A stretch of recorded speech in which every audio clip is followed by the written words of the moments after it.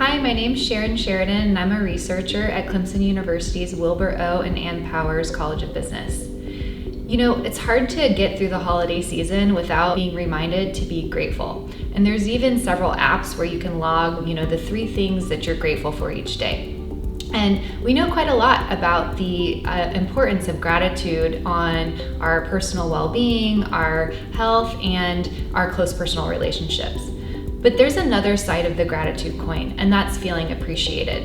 And we know much less about the outcomes of feeling appreciated on people at work.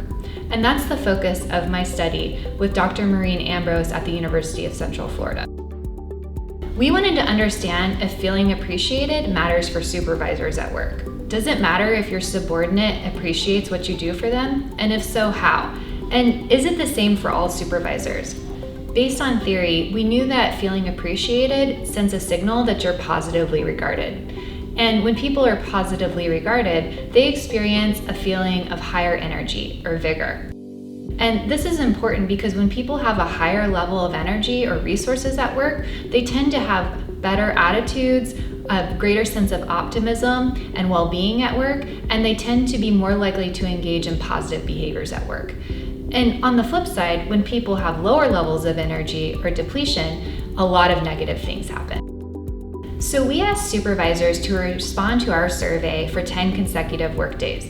They told us how appreciated they felt by their subordinates that day, how much energy they experienced that day, and their sense of optimism, their sense of life satisfaction, and also their sense of job satisfaction, their level of withdrawal, and how much they helped other people at work that day because they wanted to. What we found was that on days that supervisors felt more appreciated than was typical for them, they reported higher levels of energy than was usual.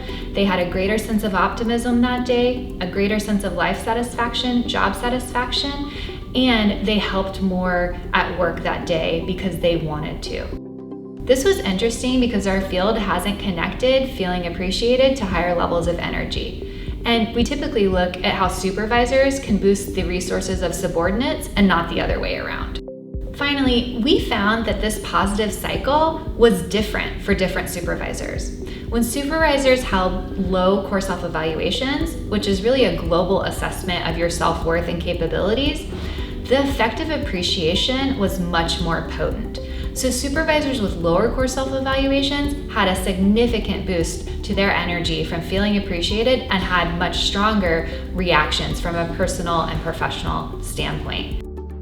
These findings suggest that the external validation from feeling appreciated, which is really a social endorsement of your value, is really powerful for people that lack that internal validation from within.